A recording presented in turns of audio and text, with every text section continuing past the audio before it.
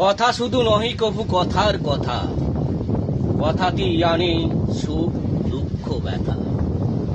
কথাই ভদ্রতা, কথাটি অধম, কথা আনে নীতি কত লজ্জা সরম।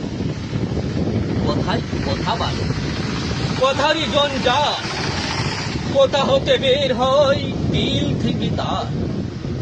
সামান্য মুখের কথা বাহিরে লিহাই, কভু তো তাহাকে আর ফিরানো না যায়।